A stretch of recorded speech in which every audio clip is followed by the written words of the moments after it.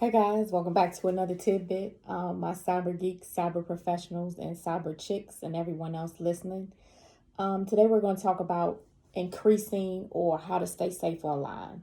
So this is nothing new. This is old news, but it's good information to keep bringing forward due to the climate that we're in now. So, because cyber criminals are taking major advantage of consumers, small businesses, period, children and adults working online. They're taking advantage of that, the increased online presence to, do what they do. So I'm going to go over some steps on how to stay safe online. Jumping right into it, we want to use, the first thing we want to do is use multi-factor authentication. And that is like a two-step verification. So it can be your password and a PIN, or your PIN and a fingerprint, things like that. We're all probably familiar with that one way or the other. The next thing you can do is when you have to use public Wi-Fi, you want to connect with caution. And that's, you might want to use a VPN, a virtual private network. And that just extends a private network across a public network. In turn, it's securing your data.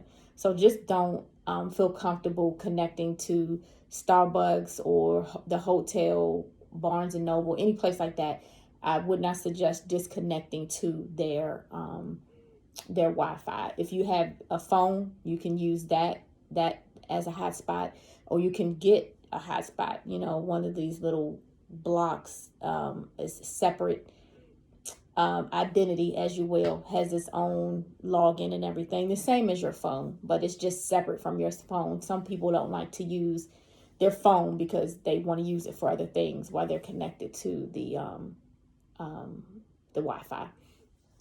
Okay, so moving on, we want to browse with added security, and that's just basically a setting that you can change within your browser. If you use Chrome or what is it, Mozilla Firefox, those are the two that I use, so that's all I can think of right now. But what you can do is go to settings and you select privacy in those security settings to have safe browsing. So you won't when you go to certain sites, what it'll do is it'll alert you. It'll let you know, hey, this might not be safe, something here is not right, and you can get on out of there. So that's another added or level of protection.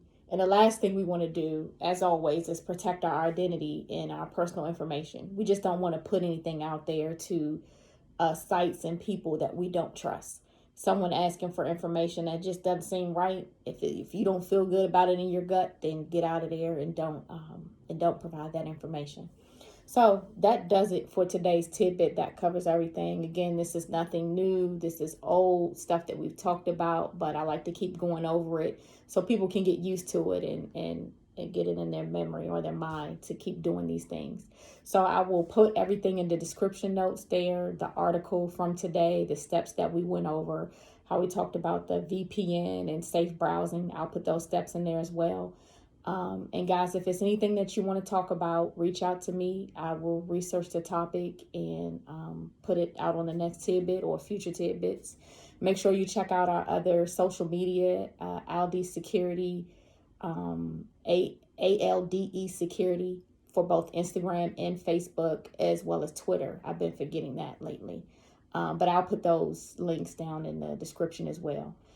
Thanks, guys, for joining. Make sure you like, subscribe, and share, and we'll see you next week.